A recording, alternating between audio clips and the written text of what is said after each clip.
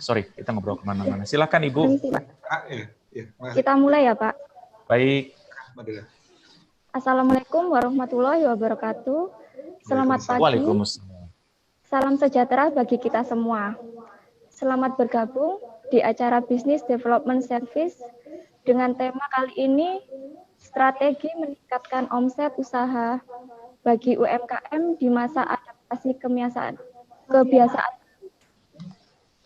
Selamat bergabung kami ucapkan kepada yang terhormat Kepala KPP Pratama Bangkalan, Bapak Priyo Herno, yang kami hormati para narasumber, Bapak Heri Kode Social Selling dan Ibu Warisatul Hasana Alwaris Aromaterapi.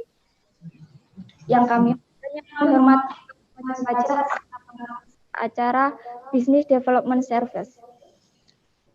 Pertama-tama, mari kita bersyukur kepada Allah Subhanahu wa Ta'ala atas limpahan rahmat, taufik, hidayah, dan inayahnya kepada kita semua, sehingga pada hari ini kita dapat berbincang secara online pada acara ini dalam keadaan sehat dan tanpa ada halangan suatu apapun. Sholawat serta salam mudah-mudahan selalu tercurahkan kepada junjungan kita Nabi besar Muhammad SAW. Para peserta yang kami hormati, adapun rangkaian acara hari ini adalah sebagai berikut. Pertama, pembukaan, pemutaran video arahan Direktur Jenderal Pajak, sambutan dan paparan sekilas tentang PP 23 Pajak UMKM oleh Kepala KPP Pratama Bangkalan, Bapak Priyo Hernowo. Paparan narasumber dari owner Alwaris Batik Aromaterapi, Ibu Warisatul Hasana. Selanjutnya, paparan narasumber dari founder Social Selling, Bapak Heri Ardin. Kemudian dilanjutkan dengan diskusi dan tanya jawab, selanjutnya penutupan. Sebelum kita memulai serangkaian acara ini, marilah kita berdoa semoga acara ini dapat bermanfaat bagi kita semua. Bismillahirrahmanirrahim.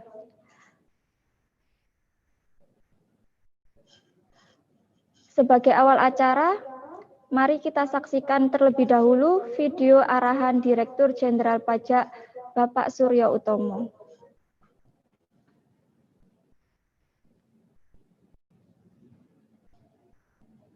Assalamualaikum warahmatullahi wabarakatuh. Salam sejahtera bagi kita semua. Om Swastiastu, Namo Buddhaya, salam kebajikan.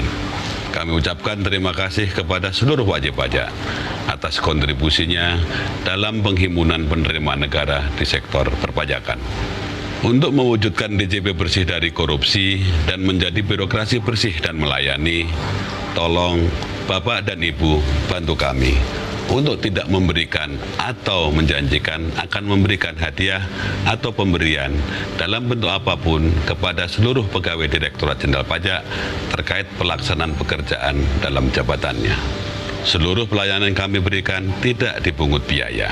Apabila Bapak dan Ibu menemukan pegawai Direktorat Jenderal Pajak yang masih meminta atau menerima barang, uang, fasilitas, atau apapun dari wajib pajak, agar segera melaporkannya melalui saluran pengaduan resmi Direktorat Jenderal Pajak, Kering Pajak 1500-200. Semoga Allah Subhanahu wa Ta'ala memberikan kekuatan kepada kita semua, bersatu bersama-sama menghimpun penerimaan pajak untuk pembangunan Indonesia tercinta. Pajak kuat, Indonesia maju. Assalamualaikum warahmatullahi wabarakatuh.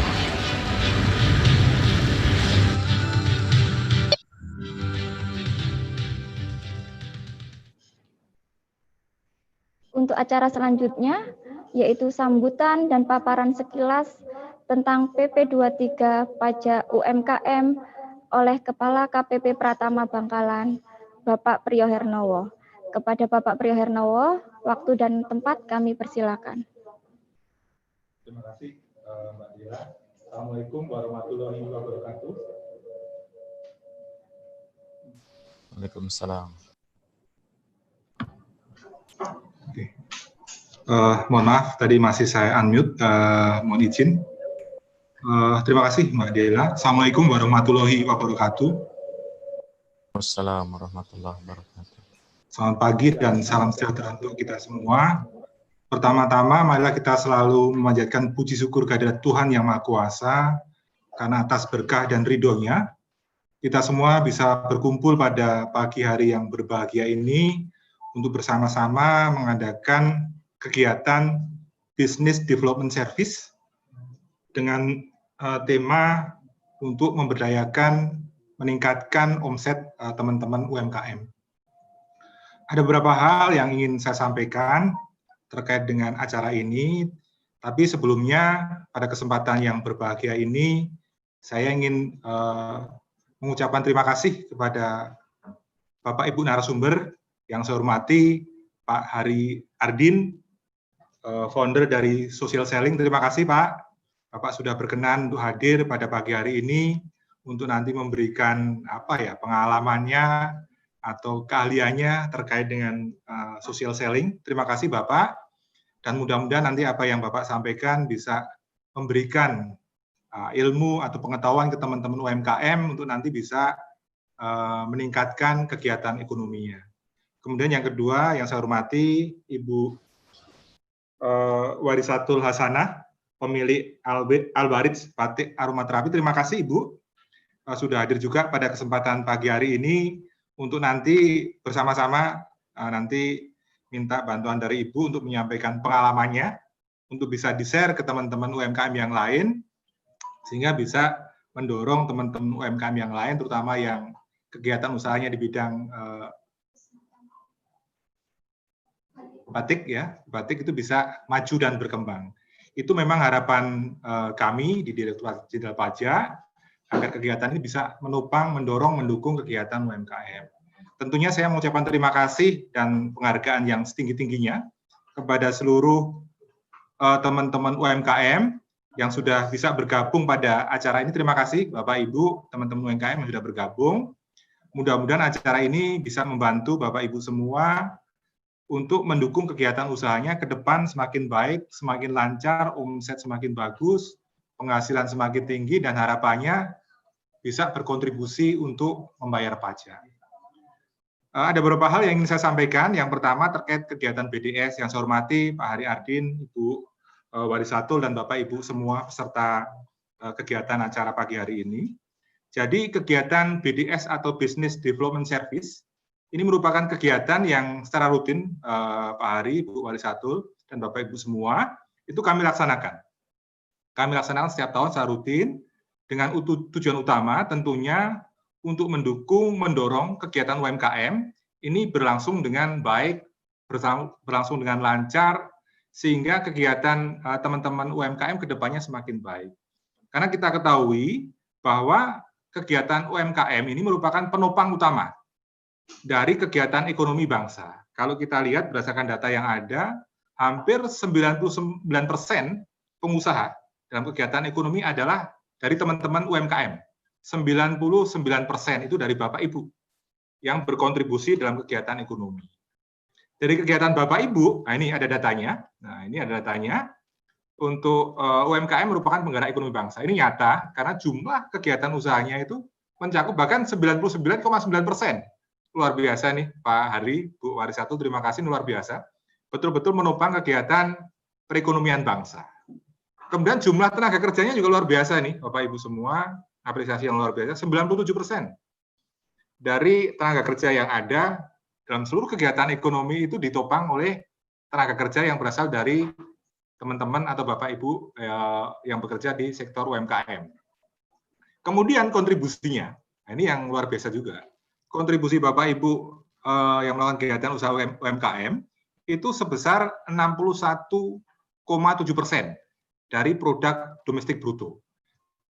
Kalau produk domestik bruto kita, kalau saya tidak salah, untuk tahun 2019 itu sudah lebih dari 15.000 triliun, maka kalau 61 berarti hampir 10.000 triliun peredaran produk barang jasa itu berasal dari Bapak Ibu peserta UMKM. Luar biasa, 10.000 triliun itu berasal dari Bapak Ibu. Jadi apresiasi, mudah-mudahan kegiatan ini bisa semakin mendukung usaha kegiatan Bapak Ibu yang bergerak di sektor UMKM, harapannya semakin besar lagi untuk bisa menopang ekonomi bangsa.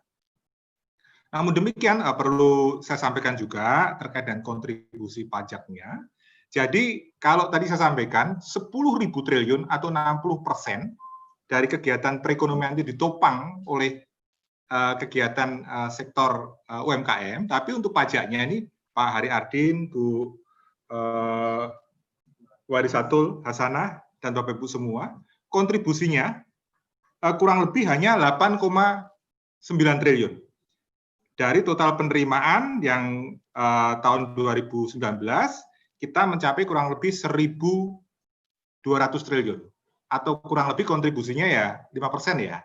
Kurang lebih 5% dari total penerimaan pajak. Tapi bagaimanapun kami mengucapkan terima kasih, apresiasi atas kontribusi Bapak Ibu semua, peserta UMKM yang telah memenuhi kewajiban untuk membayar pajak total seluruh Indonesia sebesar 8,9 triliun.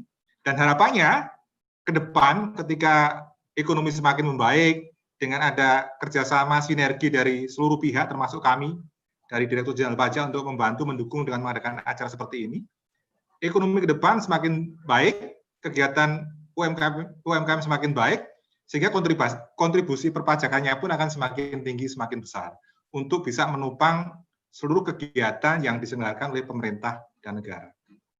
Itu terkait dengan latar belakang dan juga terkait dengan kondisi ekonomi Indonesia, utamanya dari sektor usaha UMKM. Kemudian berikutnya ingin saya menyampaikan, selain Direktorat Jenderal Pajak punya program untuk melakukan dukungan dalam bentuk Business Development Service, kami juga di Direktorat Jenderal Pajak, pimpinan kami dari Bu Menteri Keuangan sampai Pak Direktur Jenderal Pajak, pada tahun 2018 ini ya, 2018 melalui PP 23, tarif pajak untuk UMKM yang bersifat final ini diturunkan dari 1% menjadi 0,5%. Nah, ini salah satu bentuk insentif, salah satu bentuk stimulus yang diberikan oleh pemerintah dalam rangka mendukung kegiatan Bapak Ibu yang bekerja di sektor UMKM. Dipotong separuh loh ini. Separuh ya, benar ya? 1% menjadi 0,5%. Misalnya, Bapak Ibu dalam 1 bulan punya omset katakanlah 1 juta. Berarti bayarnya sebulan hanya 1.000 ya? 10.000? 1.000 ya? Hanya 1.000? Hanya 1.000, bayangin itu. Kalau Bapak 1 juta hanya bayar 1.000. Nggak sampai, 500 ya? Berapa? 0,5% dari 1 juta. 500, hanya 500.000. 500 rupiah. Hanya 500 rupiah. Jadi kecil sekali. 0,5% kalau Bapak Ibu UMKM punya omset sebulan katakanlah 10 juta. Kalau 10 juta berapa? 0,5%?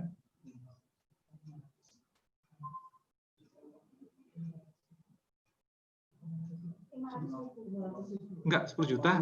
50.000. Kalau Bapak omsetnya, Bapak Ibu semua omsetnya sebulan 10 juta, hanya bayar 50.000 sebulan. Jadi selain tadi pajaknya sudah diturunkan untuk dukungan terhadap kegiatan UMKM, juga sebenarnya dari pembayaran pajak yang Bapak Ibu lakukan itu nantinya dikembalikan lagi ke Bapak Ibu semua, ke seluruh masyarakat bisa menikmati macam-macam bentuknya, mulai dari infrastruktur, kesehatan, subsidi dan sebagainya.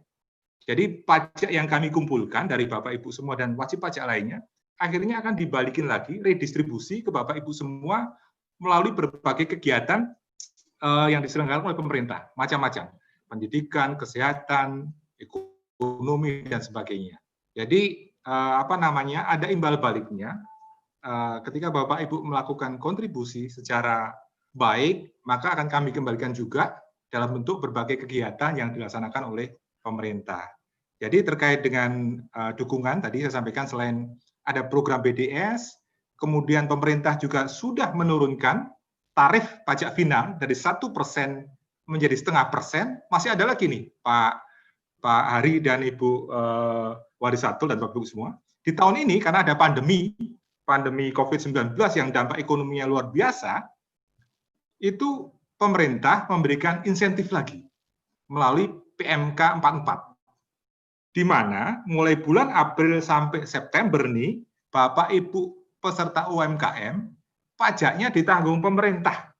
Bapak Ibu selama April sampai September nggak perlu bayar pajak lagi, ditanggung pemerintah. Silakan Bapak Ibu yang belum selama ini sudah bayar pajak, tapi belum memanfaatkan fasilitas insentif tersebut, silakan memanfaatkan dengan melakukan proses pendaftaran atau pengajuan permohonan melalui aplikasi di website kami di DJP online. Nanti Bapak Ibu bisa dari sana mendaftar. Setelah itu Bapak Ibu tidak perlu lagi membayar pajak finalnya yang besar 0,5% tadi sampai dengan bulan September. Silakan Bapak Ibu kalau masih ada kesulitan terkait dengan prosesnya, administrasinya, nanti bisa komunikasi dengan kami yang ada di KPP bagaimana caranya. Dan ini memang harapan dari kemarin kami dialog dengan Bu Menteri Keuangan, Pak Dirjen, kami berharap Bapak Ibu pelaku usaha UMKM untuk memanfaatkan kesempatan yang luar biasa ini, memanfaatkan stimulus insentif fiskal yang diberikan oleh pemerintah berupa pajak penghasilan final yang ditanggung pemerintah. Jadi Bapak Ibu nggak perlu bayar pajak lagi dari April sampai September, pajak tersebut akan dibayar oleh pemerintah. Ini harapan kami dari informasi data yang ada di kami untuk lingkup KPP Bangkalan, peserta atau pengusaha UMKM yang sudah memanfaatkan fasilitas pajak ditanggung pemerintah baru 129 pengusaha. Ini minta tolong pada Bapak Ibu semua pelaku UMKM kalau ada yang belum mengetahui terkait dengan informasi ini nanti bisa disampaikan. Silakan Bapak Ibu pelaku UMKM untuk memanfaatkan stimulus atau insentif fiskal ini. Harapannya dengan adanya insentif ini, dengan tidak adanya pajak yang dibayar dari April sampai September, Bapak Ibu semua jauh lebih punya cash flow untuk bisa meningkatkan kegiatan usahanya. Itu 3 hal yang menurut saya sangat luar biasa yang sudah diberikan oleh pemerintah. Tadi ada program BDS yang diselenggarakan oleh Direktorat Jenderal Pajak, kemudian penurunan tarif dari 1% dari 0,5%, dan yang terakhir dalam rangka menanggulangi COVID-19, pemerintah memberikan insentif berupa pajak ditanggung pemerintah mulai April sampai dengan September. Maka Bapak Ibu silakan yang belum memanfaatkan untuk memanfaatkan fasilitas stimulus dan insentif fiskal tersebut. Demikian saya kira Pak Hari Ardin, Ibu Walisatul Hasanah, dan Bapak Ibu semua peserta acara ini, hal-hal yang dapat saya sampaikan. Sekali lagi kami mengucapkan terima kasih kepada Bapak Ibu narasumber luar biasa, Pak Hari Ardin, founder dari Social Selling, kemudian Ibu Walisatul Hasanah, pemilik Al-Warid Batik Aromaterapi, dan Bapak Ibu semua yang sudah bergabung. Terima kasih. Mudah-mudahan acara ini membawa keberkahan bagi kita semua. Kami betul-betul berharap mendoakan usaha Bapak Ibu semua yang bergerak di bidang UMKM semakin maju, semakin lancar, semakin bisa mendukung perekonomian bangsa, dan selanjutnya tentu saja harapan kami, Bapak Ibu juga bisa berkontribusi untuk membayar pajak, yang nanti akan kami juga redistribusi untuk berbagai kegiatan sosial, kegiatan ekonomi, kesehatan, dan sebagainya, untuk juga menopang seluruh aspek kegiatan berbangsa dan bernegara. Saya kira itu, Bapak Ibu semua, sekali lagi terima kasih, dan kami mohon maaf apabila ada kekurangan, kesalahan dalam kami mempersiapkan acara, maupun saya dalam menyampaikan sambutan pada pagi hari ini. Demikian, sekali lagi terima kasih. Assalamualaikum warahmatullahi wabarakatuh. Waalaikumsalam warahmatullahi wabarakatuh. Terima kasih Bapak Priyo atas sambutan dan paparannya. Para peserta yang kami hormati, acara berikutnya adalah paparan narasumber owner Al-Warid Batik Aromaterapi, Ibu Walisatul Hasanah. Ini saya bacakan dulu untuk profil narasumber kita berikut ini.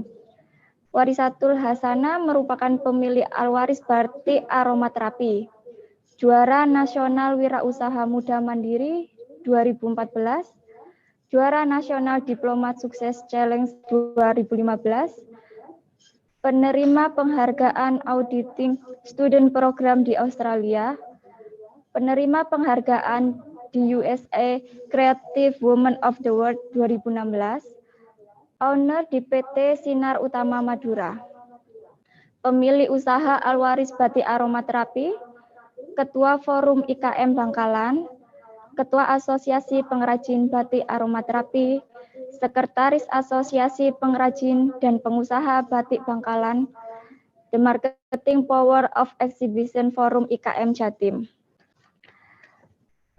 Jadi Alwaris Batik Aromaterapi ini adalah batik yang menggunakan konsep aromaterapi yang pertama dan satu-satunya di dunia.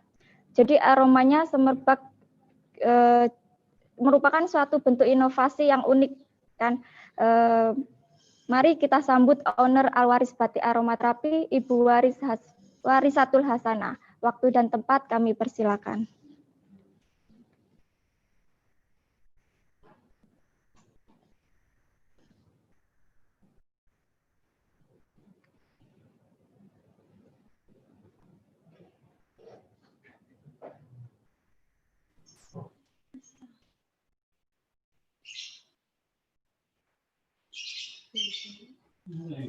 Ibu Waris, selamat pagi. Ya, baik.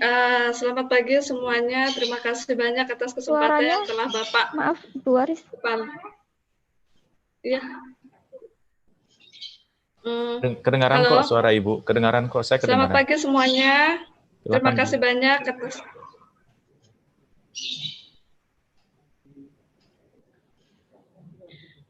Halo semuanya. Belum kedengaran? Kedengaran, Bu. Saya kedengaran sih suara Ibu lancar. Sudah jelas, Bu. Warisatul sudah. Oke, baik. Sudah Terima kasih jelas, banyak. sudah jelas. Baik, terima kasih banyak atas kesempatannya kepada yang terhormat Bapak Kepala KPP Pratama dari Bangkalan dan semua teman-teman UMKM yang bergabung dalam Zoom pagi hari ini. Perkenalkan, saya Warisatul Hasanah, pemilik batik aromaterapi dari Bangkalan, Madura. Awalnya batik saya ini batik biasa, namun ini memiliki inovasi karena waktu itu belum diterima di luar negeri.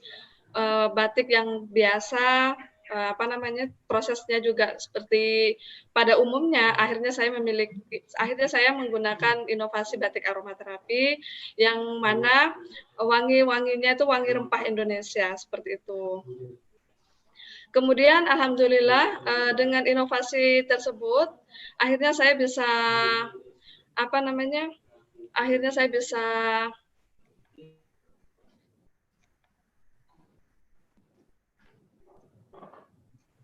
baik, suaranya saya jelas ya? Jelas, Bu. Sudah jelas. Oke. Akhirnya saya berani ekspor ke luar negeri karena batik saya dianggap unik dan kreatif oleh orang asing, seperti itu. Alhamdulillah ekspor terus berjalan lancar hingga seiringnya waktu sesuai dengan kondisi seperti pandemi seperti saat ini, ternyata kita semua para UMKM kesulitan untuk menjual produknya. Karena kondisi pandemi seperti ini, konsumen kita semua masih belum ada pembelian, seperti itu. Akhirnya saya berinovasi lagi, yaitu saya memproduksi masker batik aromaterapi, seperti itu. Dan alhamdulillah direspon positif oleh para artis nasional dan juga Ibu Menteri Perindustrian di Jakarta waktu itu, dan juga kita dapat orderan dari Ibu Gubernur Jawa Timur dan Bapak Bupati Bangkalan juga. Alhamdulillah direspon positif. Itu karena apa? Karena kita memang harus pandai mencari peluang seperti itu, supaya bisnis kita tidak berhenti di tengah jalan, apapun kondisinya, karena memang sebuah bisnis itu tidak serta-merta lancar terus, mestilah ada penurunan. Nah, di saat ada penurunan atau pandemi atau kondisi yang tidak bagus untuk bisnis kita seharusnya berinovasi dan selalu kreatif untuk mencari peluang, solusi terbaik untuk bisnis kita, seperti itu. Nah, saya teringat dengan ucapannya Ibu Perdana Menteri pertama di Inggris, yaitu Margaret Martin itu ya, mengatakan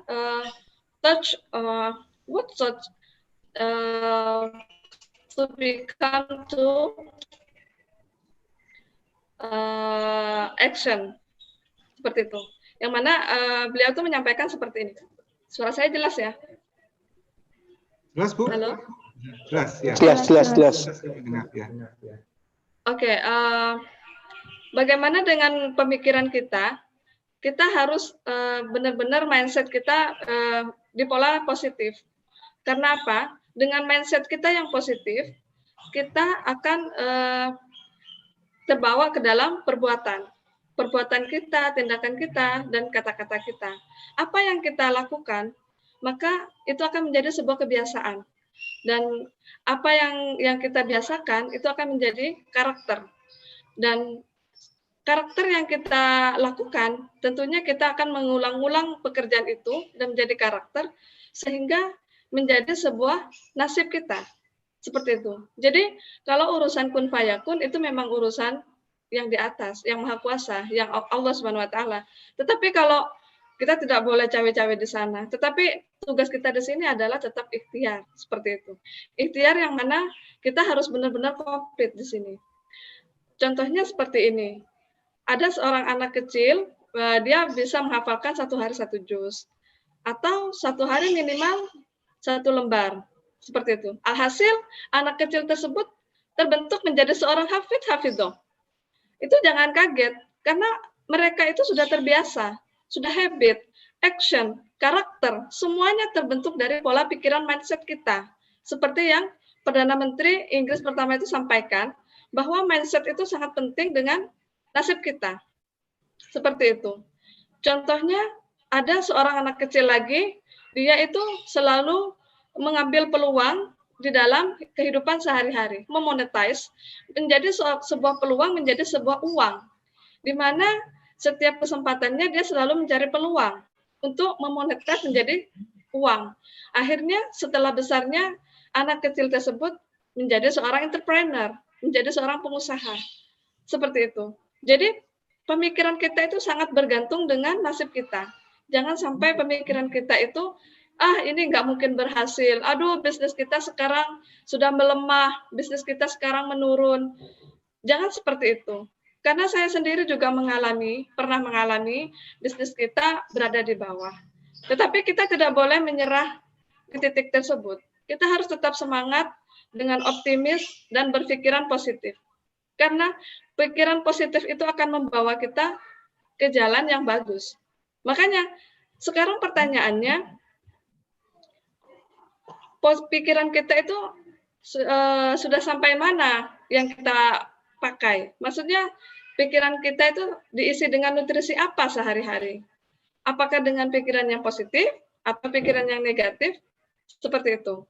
Itulah yang akan terjadi dengan nasib kita. Makanya, jangan menyalahkan siapa-siapa dalam kondisi yang kurang nyaman, tetapi kita harus pintar-pintar mencari peluang untuk bisnis kita. Seperti itu. Nah, yang kedua, saya ingin menyampaikan, lalu pertanyaannya, sukses itu dimulai dari mana? Gitu kan? Sebetulnya sukses itu dimulai dari mindset kita sendiri, pikiran kita sendiri, apa yang kita pikirkan, apa yang kita lakukan, apa yang kita biasakan, disitulah kita akan memunculkan sebuah nasib yang bagus, yang cemerlang dan luar biasa. Karena apa? Bisnis itu seperti istri. Bisnis itu bukan hanya sekedar sebuah bisnis, tetapi bisnis itu seperti istri kita. Bisnis itu harus kita cintai. Bisnis itu harus kita rawat. Bisnis itu harus kita jaga. Bisnis itu tidak boleh ditinggalkan, ataupun bisnis itu diremehkan. Seperti itu. Jadi, kita harus benar-benar melestarikan. Maksudnya, benar-benar dijaga supaya bisnis kita tumbuh besar dan bisa berkembang seperti itu. Karena kalau tidak ada dorongan dari kita, sebuah bisnis itu tidak akan bisa besar dan tidak akan bisa berkembang. Seperti itu. Itu yang pernah saya alami, dan hal yang terpenting adalah perbuatan yang bagus kepada kedua orang tua kita. Di sini ini terbukti ya. Saya dulu kuliah itu pakai biaya sendiri. Sekolah biaya sendiri, bayar kampus semua biaya sendiri. Tetapi saya percaya bahwa apa yang saya lakukan ini pastinya akan menuai hasil yang bagus. Cita-cita saya dulu sangat sederhana. Saya hanya ingin mencapai S1 waktu itu. Tetapi alhamdulillah Allah berikan lebih. Saya bisa membeli segalanya dari sebuah perjuangan yang saya lakukan. Apa rahasianya? Yang pertama, saya selalu mendahulukan kebutuhan orang tua saya. Saya selalu menganggap orang tua saya adalah raja. Walaupun sesibuk apapun saya, ketika orang tua saya butuh, saya pasti selalu ada untuk orang tua saya. Karena apa? Karena saya percaya bahwa ridho dari orang tua itu adalah hal yang terpenting untuk diri kita. Apapun yang kita lakukan, kalau orang tua kita sudah meridhoi kita, insya Allah semuanya akan berjalan lancar dan mulus. Tanpa diduga-duga, saya bisa memberikan untuk kedua orang tua kebahagiaan walaupun kecil. Contohnya, ketika orang tua saya sakit, saya siap meninggalkan kampus untuk menjaga kedua orang tua saya. Apakah saya meninggalkan kewajiban saya berkuliah pada waktu itu? Saya percaya kalau saya mesti ada jalan nantinya. Dan alhamdulillah rezeki muncul dan kuliah saya juga lancar. Jangan pernah takut dengan perbuatan baik. Jangan pernah takut dengan hal-hal yang baik. Contohnya, karena Allah sudah berjanji di dalam Al-Quran. Kalau satu bersedekah, Allah akan menggantikan berlipat-lipat rezeki kepada kita. Jadi, contohnya saya ini selalu saya lakukan, bukan di sini saya ria. Setiap kali saya perjalanan menuju kampus, waktu itu saya berbisnis, saya selalu menyempatkan berhenti di setiap masjid yang saya lewati. Bukan saya sholat ya Bapak Ibu, tetapi saya memberikan rezeki yang saya dapatkan walaupun sedikit. Karena saya percaya bahwa setiap kali saya menyumbangkan sesuatu kepada hal-hal yang diperlukan seperti masjid atau anak yatim, itu Allah pasti menggantinya berlipat-lipat kepada kita. Dan alhamdulillah, sebelum menikah, saya sudah punya anak yatim. Saya sudah punya anak asuhan, anak yatim, di mana saya biayai anak yatim itu sampai sekarang, alhamdulillah, anak yatim itu sudah kuliah. Dan jangan pernah yakin kepada diri sendiri kalau kekuatan itu datang dari kita. Oh tidak, kekuatan itu semestinya mutlak karena Tuhan yang Maha Esa. Kalau agama saya itu Allah Subhanahu Wa Taala. Jadi kita harus dekat dengan Allah Subhanahu Wa Taala. Kita harus mencari hatinya, maksudnya bagaimana cara kita supaya kita dikasihani oleh Allah. Kata Allah kita harus menyantuni anak yatim, ya kita juga rajin bersedekah. Kalau kita bersedekah pasti berlipat-lipat ganda kembali untuk kita. Alhamdulillah, apabila saya mendapatkan rezeki, saya dapat 3 baju kemarin. Maka saya mengeluarkan 3 baju bekas saya.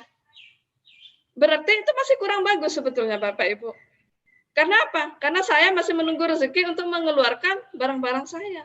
Padahal yang betul, tanpa rezeki datang kita harus keluarkan dulu. Seperti ini Bapak Ibu.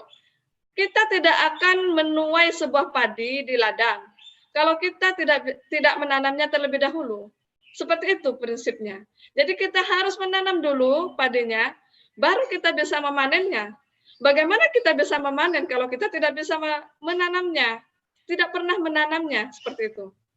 Itu prinsip sosial yang selalu saya lakukan, sehingga tanpa diduga-duga ternyata bisnis saya bisa go internasional, dan alhamdulillah bisa diterima sampai Amerika Serikat tahun 2016, tanpa diduga-duga, tanpa rekayasa, dan ini hal yang nyata seperti itu. Ini bisa dicontoh untuk Bapak Ibu sekalian yang memiliki usaha di rumah, bahwa sisihkanlah rezeki yang didapatkan supaya bisnis kita tetap bertahan walaupun kondisi apapun terjadi pada bisnis kita. Insya Allah pasti ada jalan untuk menuju naik kembali bisnis kita.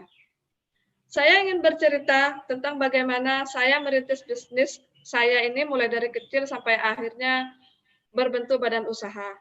Sampai pada akhirnya diterima oleh Bapak Presiden Indonesia mulai dari Bapak Susilo Bambang Yudhoyono sampai sekarang saat ini Bapak Joko Widodo. Alhamdulillah produk saya masih dicari oleh para pejabat. Karena apa? Alhamdulillah saya dulu waktu masih merintis usaha ini Geografi perjalanan bisnis saya itu grafiknya selalu naik waktu itu. Alhamdulillah tidak pernah turun, sehingga membuat saya agak sedikit sombong Bapak Ibu ya. Dan akhirnya saya itu lupa daratan, istilahnya. Saya selalu menggebu-gebu untuk membesarkan usaha terus, tanpa berpikir yang lain-lain. Karena saya ingat prinsip ekonomi yang diajarkan di dalam kampus saya, bahwa keuntungan di sebuah usaha, keuntungan di dalam penjualan, di dalam produksi, keuntungan penjualan kita, itu tidak boleh dibuat apa-apa, kecuali untuk pengembangan usaha. Jadi saya memakai prinsip itu waktu itu. Jadi setiap saya untung 100.000 saya beli bahan lagi untuk produksi lagi, terus, sampai untung 1 juta pun saya tidak otak-atik uangnya. Sampai produk batik saya itu numpuk satu rumah. Waktu itu saya di pesantren di Surabaya. Awalnya saya cuma punya batik satu kantong plastik. Itu saya bawa kemana-mana. Karena saya menggunakan pemasarannya sistem word of mouth, di mana saya menggunakan informasi dari mulut ke mulut. Jadi saya menjalin hubungan dengan konsumen saya itu sangat baik dengan informasi dari mulut ke mulut. Saya belum punya marketing waktu itu, belum punya karyawan, belum punya toko dan lain-lain. Tetapi di situ saya ulet dan konsisten, di mana dengan penuh keyakinan dan pikiran positif bahwa ini bisa maju. Seperti itu. Akhirnya produk saya ini sampai bertumpuk, sampai satu rumah akhirnya bukalah sebuah butik. Sebuah toko waktu itu belum berbentuk butik, belum ada manekin dan lain-lain. Ini pelajaran penting buat Bapak Ibu sekalian, bahwa sosial itu sangat penting untuk usaha kita.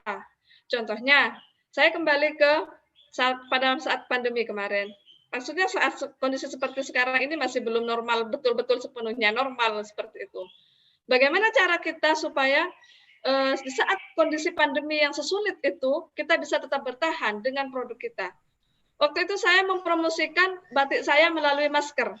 Saya memproduksi masker itu waktu itu hanya dengan orang tua saya di rumah. Setelah itu saya penuh keyakinan kalau masker saya ini bisa memberi kehidupan untuk masyarakat setempat juga. Dan alhamdulillah satu kampung akhirnya bisa memproduksi masker pesanan saya. Saya promosikan masker saya sampai tingkat Jawa Timur dan akhirnya didengar oleh kementerian di Jakarta, dan alhamdulillah saya mengirim masker hingga puluhan ribu. Alhamdulillah bisa memberikan. Ya. Ini waktunya sudah 10.15 ya. Baik. Bisa kita lanjut ke narasumber selanjutnya.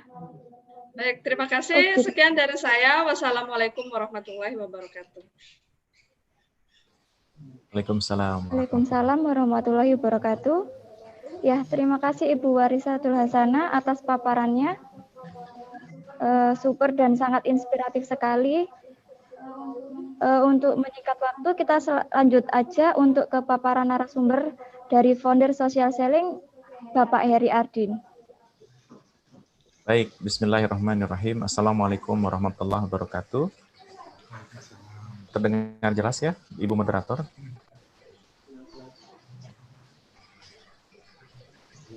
Jelas. Baik. Sebentar.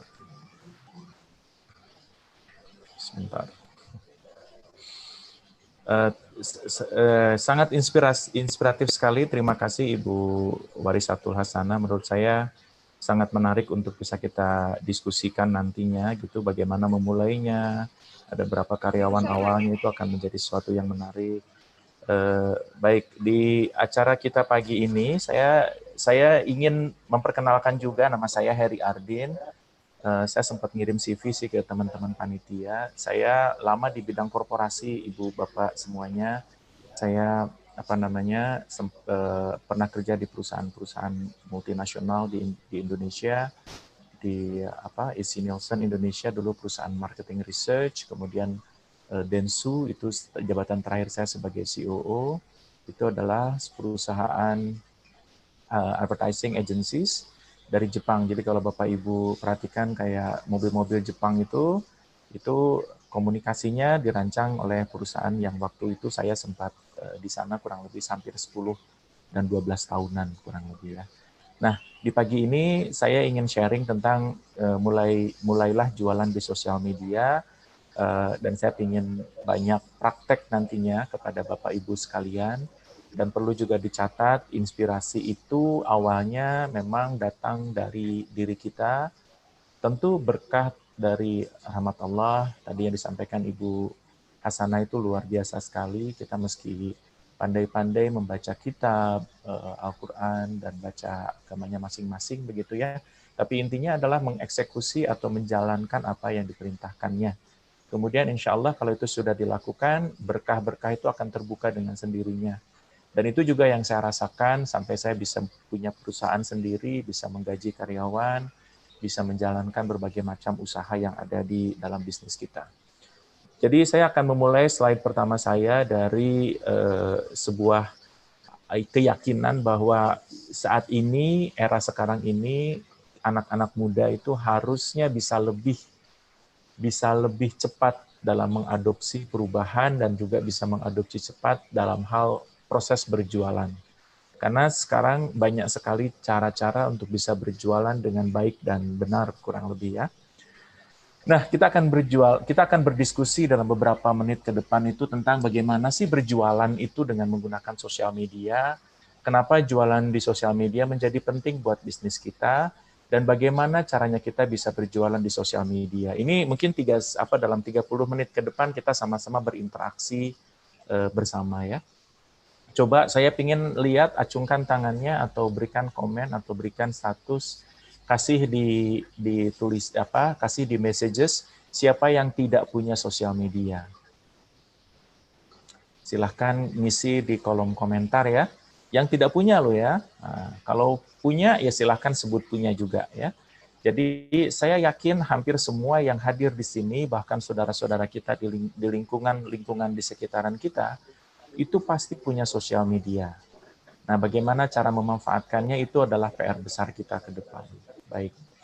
Nah, kita perlu mencatat ini data-data di Indonesia, saya dapat dari We Are Social, kita mendapati bahwa angka di Indonesia tuh polanya sudah seperti ini. Tentu ada yang kaget Bapak Ibu sekalian, karena ternyata mobile phone-nya ini lebih tinggi dibandingkan dengan jumlah populasi. Ini karena apa? Karena saya yakin di Bapak Ibu sekalian, di Pak Priyo, di Bapak-Bapak sekalian, ya Pak pembicara yang lainnya pun, gitu ya, teman-teman yang lain, pasti memiliki 2 atau 3 handphone di rumahnya. Jadi ini adalah yang terjadi saat ini melebihi jumlah populasi. Internet user juga sudah melebihi angka 50%. Artinya apa? Internet sekarang sudah sampai ke pelosok-pelosok. Bahkan ada beberapa klien yang sampai orderannya itu sampai ke sebuah pelosok di daerah timur, di daerah Sumbawa, di daerah Irian sana gitu ya. Jadi karena memang penetrasi handphone makin ke sini makin luar biasa masif begitu. Kita juga paham betul pengguna internet makin banyak, pengguna sosial media juga makin banyak, dan pengguna video juga makin banyak karena data sekarang makin murah, handphone sekarang makin murah, tinggal Bapak Ibu memanfaatkan itu semua sebagai sarana kita berjualan. Dan perlu juga kita ingat, tadi juga Ibu Hasanah menyampaikan kepada kita bahwa banyak metode jualan, salah satunya adalah word of mouth. Word of mouth itu yang lewat mulut ke mulut ya. Untuk lewat mulut ke mulut biasanya didrive oleh sebuah produk ideas. Dan menurut saya produknya sangat baik sekali. Tadi kita lihat bersama-sama, kita simak sama-sama sebuah batik yang memiliki aromaterapi. Batik aromaterapi ini menurut saya sebuah keunikan sendiri, dan begitu disebut saja itu sudah menjadi penasaran buat kita untuk browsing, untuk mengecek di Google, untuk cari tahu di Google. Ternyata begitu saya cek di Google banyak sekali karya-karya yang sudah dilakukan oleh Ibu Hasanah tadi ya. Nah, ada beberapa pilihan. Pilihan pertama adalah kita mencari ide yang sebagus Ibu Warisatul Hasanah tadi, atau kita sudah punya ide sekarang, atau kita yakin ada bisnis lain yang mungkin tidak unik, tidak seperti Ibu Warisatul Hasanah tadi itu, tapi juga sangat yakin bisa berjualan di market begitu ya. Banyak sebetulnya kalau teman-teman perhatikan di lingkungan sekitar kita, di Bangkalan, banyak hal unik yang bisa kita gali. banyak hal unik yang bisa kita gali dan banyak hal unik yang bisa kita quote unquote saya nyebutnya, yang bisa kita jual sebagai sarana kita berjualan. Ini saya akan percepat saja. Nah, intinya adalah begini teman-teman, ada banyak peluang sebetulnya ya berbisnis di sosial media jika kita mampu memanfaatkannya dengan baik dan benar. Ini contohnya Bapak Ibu sekalian, di slide ini teman-teman bisa lihat bersama-sama banyak pilihan-pilihan atau banyak isu-isu yang bisa dilakukan. Misalnya pembuatan produk dan jasa. Kayak tadi yang saya sebutkan, seandainya ada satu produk yang bisa dijual gitu ya, kita coba gali di internal kita itu, di lingkungan kita itu apa saja. Kemudian pemasaran, tadi kita juga sama-sama simak, Ibu Hasanah bilang berjualan dengan menampilkan persona beliau ya, persona Ibu Nur Hasanah kepada publik sehingga orang pada mau coba merasakan, pada mau coba begitu. Mungkin belum tahu saya apakah sudah punya website atau belum, atau sudah punya e-commerce atau belum. Jika belum, ini adalah peluang buat teman-teman, terutama para generasi muda yang ada di Bangkalan, untuk bisa berdiskusi dengan Ibu Nur Hasanah, bisa dibuatkan e-commerce-nya, bisa dibuatkan dan lain-lain. Kemudian government di sini banyak ya, kayak Pemda gitu ya. Kemudian people juga artinya person di sini banyak, kayak misalnya ada juga yang ingin pada saat pemilu kemarin, ada yang ingin terkenal, dibuatkan blognya, dibuatkan websitenya, dibuatkan sosial medianya, atau misalnya ada isu-isu tertentu yang ingin diselesaikan, misalnya kayak ingin personal branding, ada satu sosok misalnya Pak Priyo, siapa tahu Pak Priyo nanti ke depan mau maju menjadi Bangkalan 1 misalnya, kurang lebih seperti itu. Nah itu tuh bisa juga menjadi salah satu sarana kita bagaimana caranya kita melakukan pendekatan, Pak Priyo ini strength-nya di apa dan lain-lain. Itu semuanya adalah bagian dari branding. Kemudian ada lagi komunitas, saya yakin komunitas itu banyak sekali, apalagi di Bangkalan. Ada keunikan-keunikan lokal yang harus kita gali. Kemudian ada local branding, visit to Madura misalnya. Ini juga menjadi hal yang menarik untuk bisa diangkat. Kalau apalagi nanti ke depan salah satu prioritas dari pemerintahan kita adalah akan melakukan promosi promosi tempat wisata. Mungkin nanti setelah era COVID ini berakhir, mudah-mudahan kita doa bersama-sama berakhir, itu akan turun. Diprediksi sekitaran bulan Oktober, November, Desember. Kemarin saya sempat kasih tahu ke panitia ada kegiatan dari teman-teman Bikraf Indonesia, saya blasting ke panitia, silahkan diikuti. Itu adalah mengenai produk-produk unggulan lokal daerah. Jadi nanti Ibu Panitia mohon di-share ke para peserta yang hadir di sini, upaya teman-teman kita di Bikraf untuk menampung ide-ide atau gagasan-gagasan. Ide aja sudah diapresiasi Bapak Ibu, jadi silahkan diikuti dengan harapan teman-teman bisa mengikuti petunjuk-petunjuknya karena mereka akan memfunding, akan memberikan dana kurang lebih sekitar 50 sampai 250 juta gitu untuk bisa dieksekusi ide-idenya dan dipantau dan dikembangkan oleh teman-teman Bikraf Indonesia ya. Nah, tentu ini semuanya adalah baru isu atau hal-hal yang bisa di-develop. Sering sekali kita kalau udah ngobrol sosial media, digital, itu larinya adalah bikin e-commerce, bikin sosial media berjualan, kemudian bikin akun sosial media, kemudian posting-posting, dan seterusnya. Sebetulnya bukan hanya itu, banyak hal yang bisa kita kreasikan, termasuk juga tadi yang saya bilang, bisa ngebangun people, bisa ngebangun government. Kayak government seperti Ditjen Pajak seperti ini, saya yakin bukan hanya Ditjen Pajak yang mengadakan program seperti seminar kayak seperti ini, saya yakin departemen-departemen lain pun ada, dan itu butuh orang-orang yang ngerti tentang digital marketing. Jadi buat teman-teman yang memiliki skill yang ada di sini kurang lebih ya, kayak tools ya, platform, memahami Google, memahami Facebook, e-commerce, YouTube, website, mengerti tentang blog, apalagi yang suka nge-vlog, itu semuanya harus berkolaborasi bersama-sama supaya bisa memberikan makna kepada konsumen, memberikan makna kepada para pelanggan kita nantinya ya. Saya tidak akan melupakan contoh eksekusi dari slide ini seperti apa. Kita bisa lihat sama-sama contohnya nih. Kita akan ambil di era pemasaran ya. Kita akan ambil pemasaran. Maka tantangan yang paling utama dan pertama itu adalah awareness. Mungkin mohon Ibu moderator dicek ada suara-suara masuk, mungkin bisa di silent sebentar. Terima kasih. Ada tantangan pertama adalah awareness dan penetrasi misalnya. Bagaimana caranya kita bisa menembus supaya brand yang kita pegang itu menjadi lebih terkenal. Saya yakin usaha-usaha batik yang ada di Bangkalan itu banyak. Dan bukan hanya aromaterapi yang bisa di-highlight. Saya nggak tahu lagi, saya yakin ada. Misalnya Misalnya batik yang tas batik misalnya. Jadi tas kombinasi antara kulit dengan tas batik itu bisa dikombinasikan sehingga menjadi satu bentuk tas branded yang bisa dipasarkan. Nah, itu saya yakin memerlukan digital marketers. Memerlukan anak-anak muda yang mampu menemukan peluang sehingga bisa menawarkan jasanya mereka. Nah, jasa itu bisa berupa institusi atau bisa berupa perorangan. Kalau institusi seperti yang saya miliki sekarang, social selling, saya memiliki karyawan, saya mencoba mendekati perusahaan-perusahaan yang membutuhkan jasa digital marketing, mulai dari bikin web, bikin sosial media, dan lain-lain. Qadarullah, saya di bulan pandemik seperti saat ini itu, Masya Allah, demand-nya luar biasa tinggi, termasuk juga saya minta ke panitia, saya hanya bisa sampai jam 11, karena ada meeting lain dengan klien-klien lain. Jadi memang saya mendapatkan order yang lebih banyak malah pada saat era pandemik, pada saat kami tidak ada di kantor, pada saat kami sering melakukan Zoom seperti ini. Jadi memang kemampuan kita memasarkan sebuah produk milik klien itu menjadi salah satu kuncinya kalau di Jakarta ya. Saya yakin di daerah pun banyak sekali para pengusaha-pengusaha lokal yang memang dia fokusnya hanya di produksi.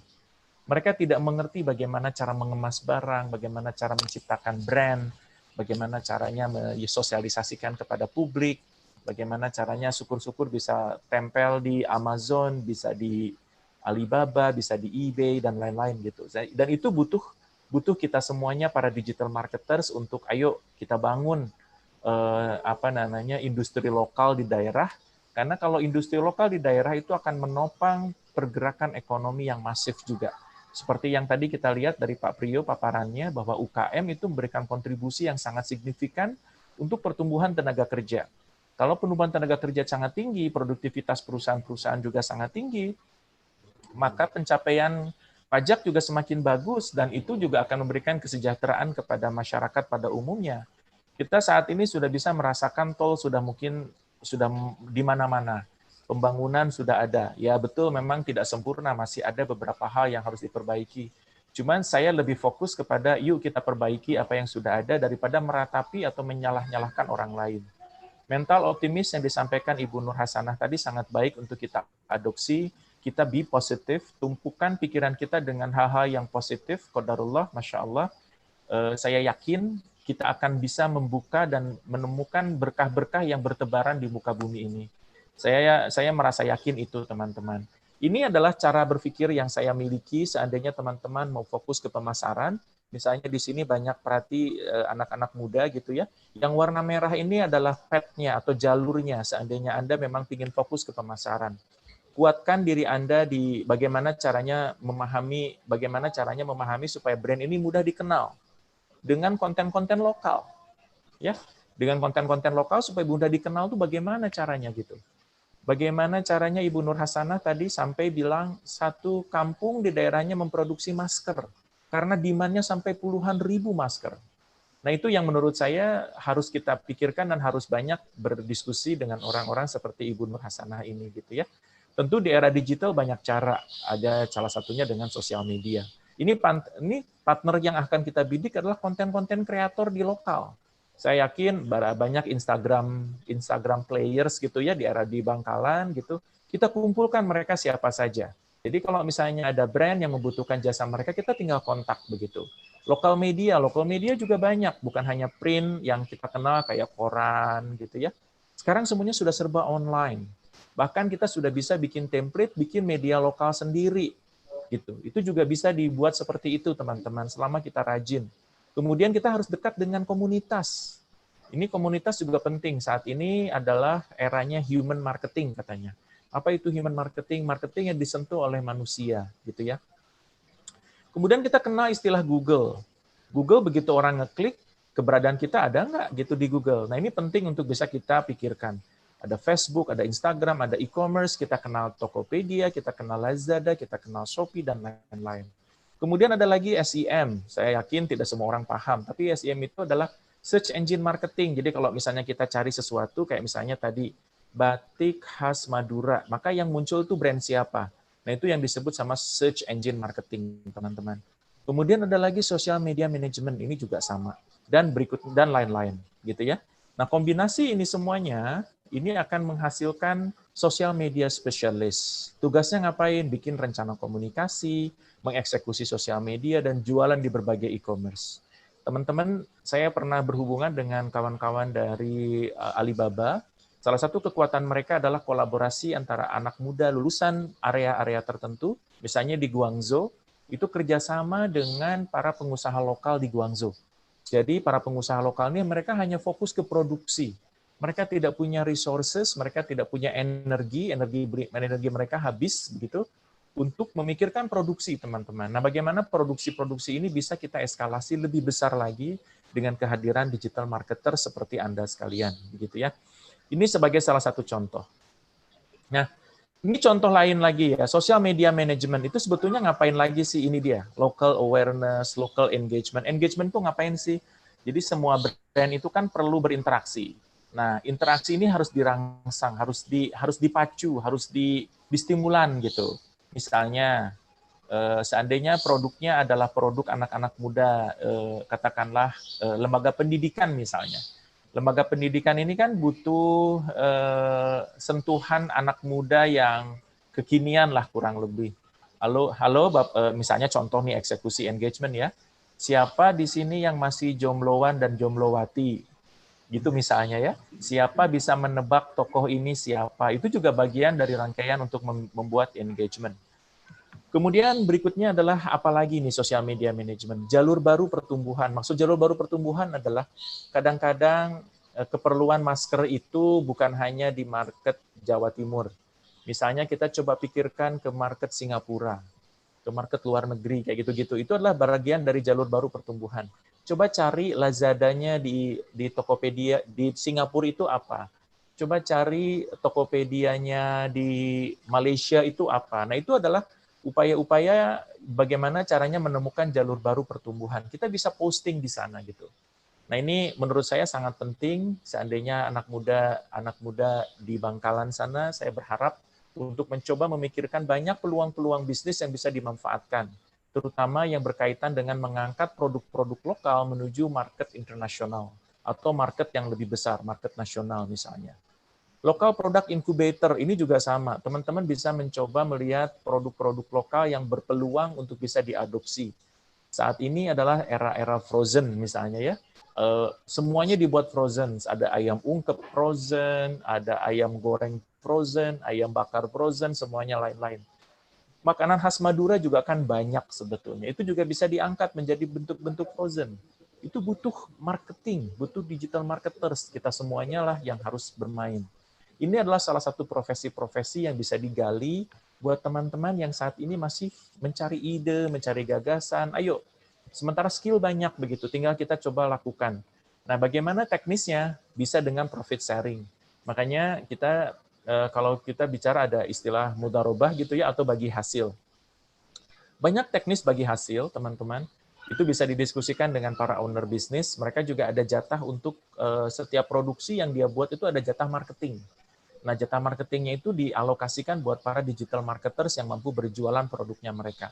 Tentu harus ada akad yang disepakati bersama-sama ya. Itu dulu yang harus dibangun. Nah, saya berharap ayo kita coba praktek sama-sama. Yuk kita coba memulai karena digital marketing, skill bisnis, ide-ide bisnis itu tidak akan pernah jadi kalau kita tidak pernah melakukan praktek. Jangan takut salah, yakin betul bahwa semua makhluk hidup itu pasti sudah ada rezekinya. Tinggal kita aja mencarinya kemana, tinggal kita saja mencoba berusaha, karena sudah cukup komentator yang ada di Indonesia, saatnya kita untuk menjadi eksekutor. Menjadi komentator itu sangat mudah, teman-teman, tapi begitu kita mengeksekusi gagasan, ide sendiri, menjadi doers, itulah yang susah. Dan ketika kita tetap semangat dan optimis, maka akan menemukan jalurnya sendiri-sendiri. Tentu tidak semua jalur yang Ibu Nur Hasanah harus kita ikuti semuanya. Karena setiap orang juga punya kekuatan dan punya keunggulan sendiri-sendiri, punya keunikan sendiri-sendiri. Saya yakin betul itu. Tugas kita adalah menemukan itu semuanya dengan praktek. Kalau kita tidak praktek, kita tidak pernah tahu kita akan menjadi seperti apa. Ini contoh saja ya, saya coba mengambil sebuah contoh. Kebetulan saya yang nge-develop sebuah website untuk sebuah sekolah yang ada di Jabodetabek. Namanya adalah Sekolah Karakter SCH.id.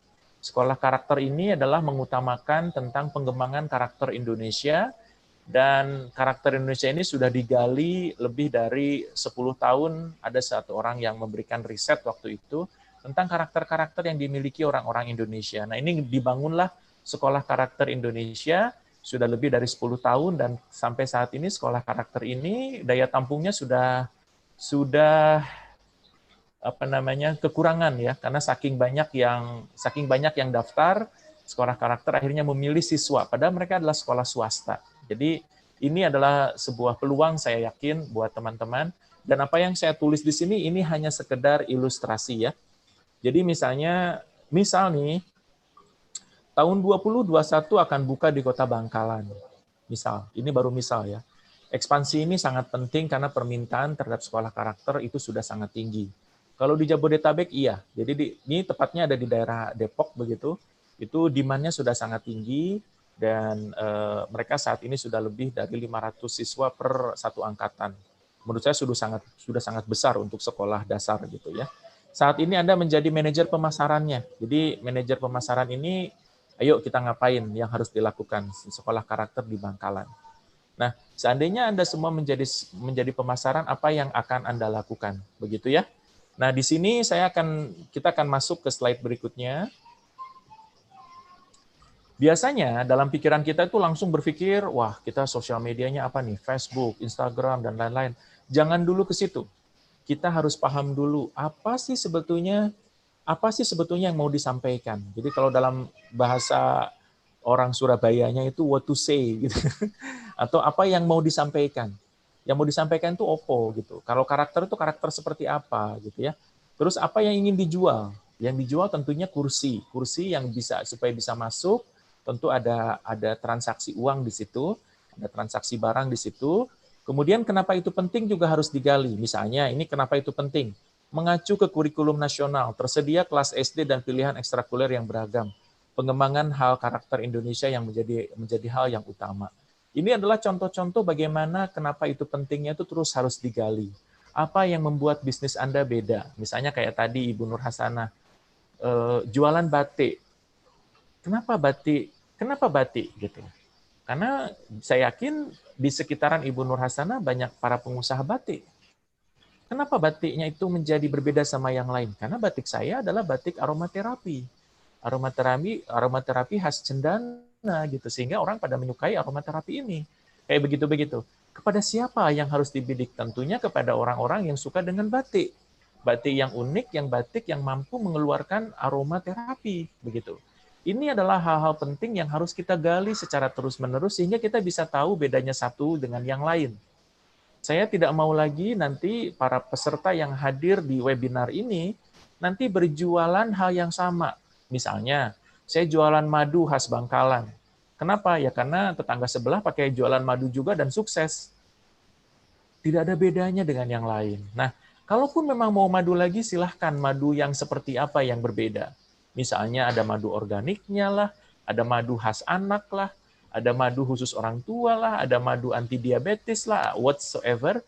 Tapi intinya adalah silahkan Anda temukan hal-hal penting apa yang membuat madu kita berbeda dengan yang lain. Itu menjadi satu kata kunci yang penting buat kita untuk menemukan apa sih bedanya kita dengan yang lain sehingga kita bisa berbeda begitu. Karena dengan cara itulah what to say itu bisa dikeluarkan, why is important buat target audiens kita juga bisa kita keluarkan sehingga bisa sampai ke target audiens yang kita inginkan. Oke, saya ingin tes juga nih. Seandainya Anda adalah manajer tadi sekolah karakter di Bangkalan, apa yang akan Anda lakukan? Nah, apakah Anda akan memilih A? Bagaimana sekolah ini mendapatkan peserta didik di SD di Bangkalan? A, santuy saja katanya gitu ya, santai cuy. Peserta akan datang sendiri kok gitu. Kemudian yang kedua, B, membuat akun sebuah sosial media tunggu aja karena pelajar juga akan datang sendiri. Atau C, membuat akun sosial media, memulai posting untuk memberikan keyakinan agar ibu dari siswa TK atau Radiatul Anfal dan ibu-ibu lainnya untuk mau mendaftarkan sekolahnya di sekolah karakter yang baru ini. Pilihannya yang mana, teman-teman? Silahkan.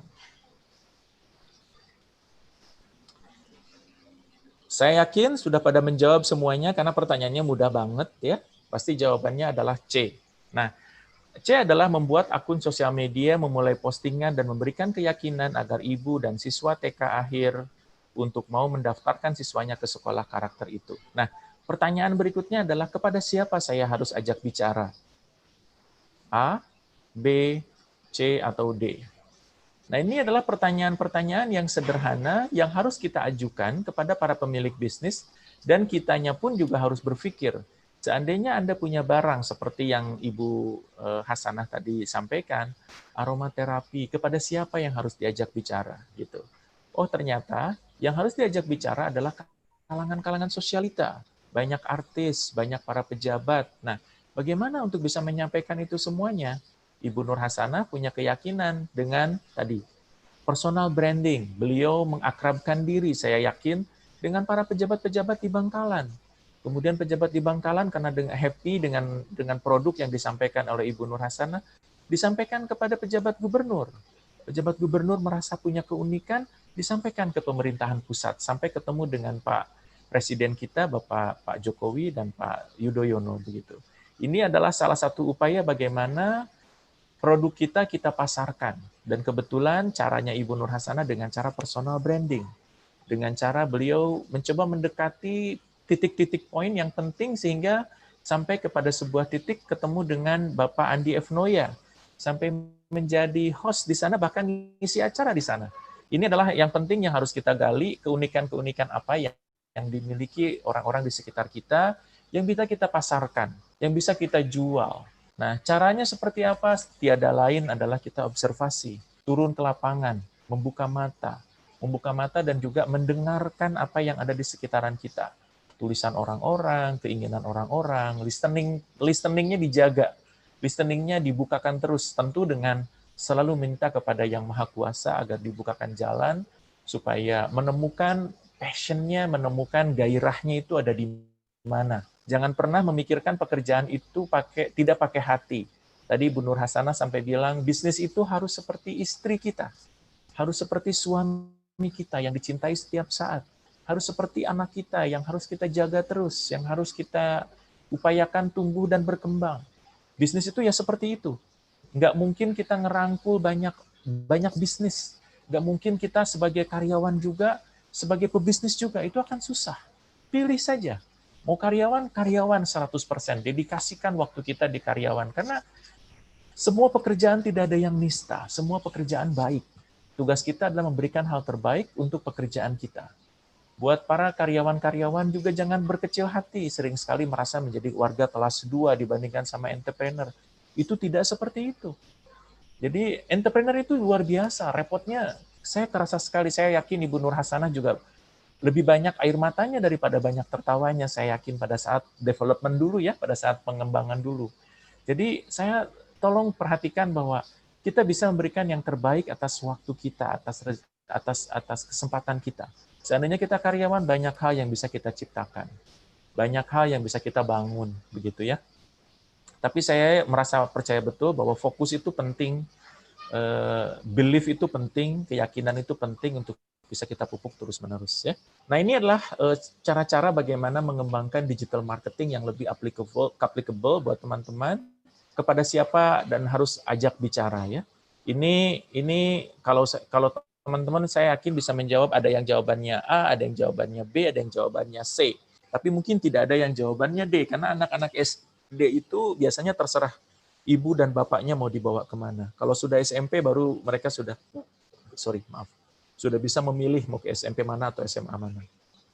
Nah, berikutnya adalah, nah ini juga penting, akun sosial media apa yang ingin dipersepsikan, akun sosial media ingin dipersepsikan itu seperti apa. Jadi kalau teman-teman mau buka akun sosial media untuk brandnya, itu mau dipersepsikan seperti apa. Ini penting sekali untuk bisa kita coba petakan ya. Contohnya ini adalah contoh nih ya, sebuah cara bagaimana brand yang namanya Enduro itu dipromosikan, bikin akun namanya Sahabat Enduro ID, itu isinya adalah postingan tentang Sahabat Enduro ID itu sendiri, postingan tentang ada tebak gambar, ada obrolan-obrolan, ada cerita bergambar seperti ini gitu, dibuat narasi, jadi tidak bosen. Isinya jangan melulu tentang produk ya teman-teman. Ini adalah cara-cara kita untuk membuat sebuah sosial media yang baik. Step pertama biasanya seperti ini, teman-teman. Bikin akunnya terlebih dahulu. Namanya mau apa? Tentu namanya harus jelas. Namanya juga harus mencerminkan doa-doa yang baik, begitu ya. Jangan sampai isinya malah menjadi kalimat negatif, ya jangan. Tadi, pupuk hal-hal yang sifatnya positif. What to say itu adalah apa yang ingin kita sampaikan. Brand ini punya makna, merek ini punya makna. Enduro ini artinya adalah ketangguhan.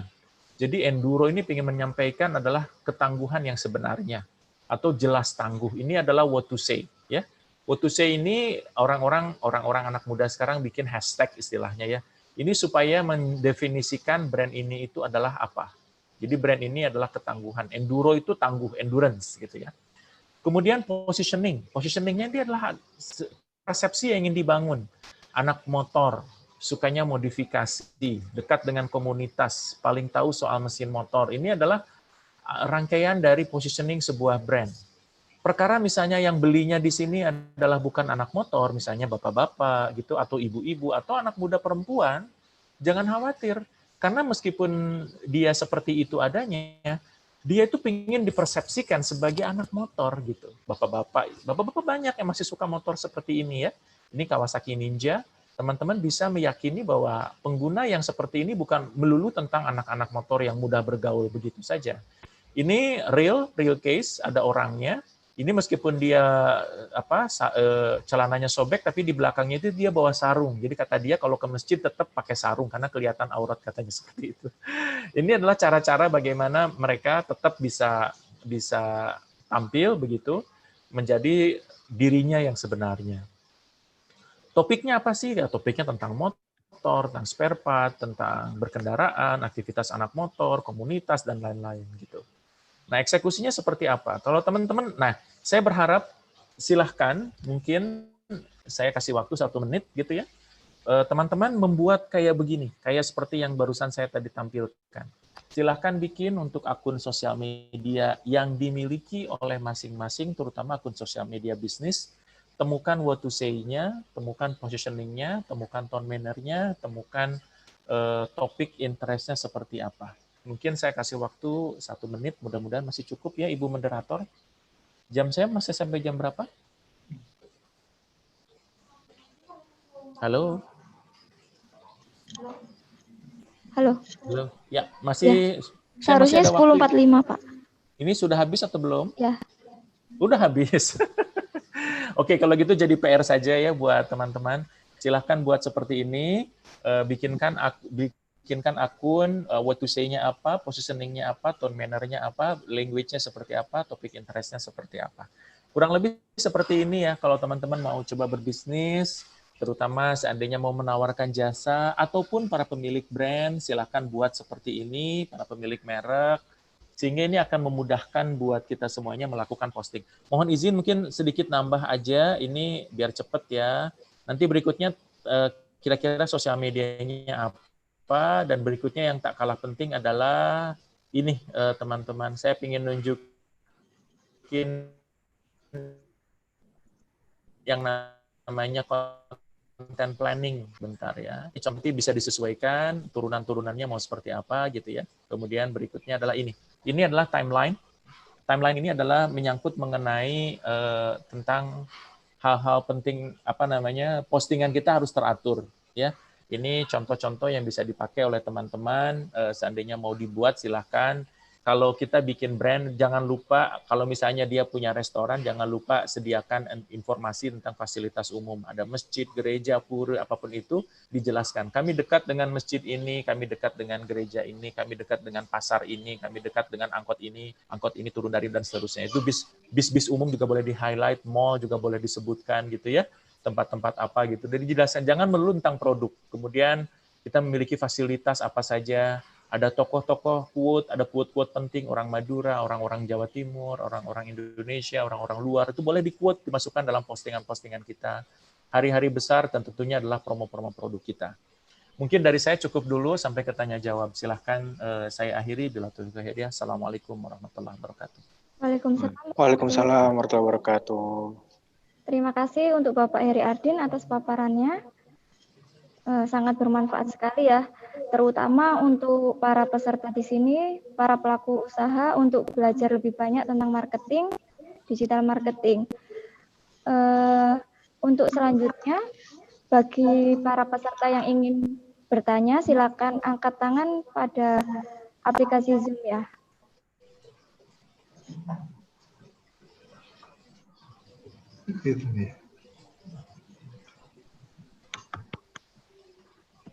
Ada yang ingin bertanya?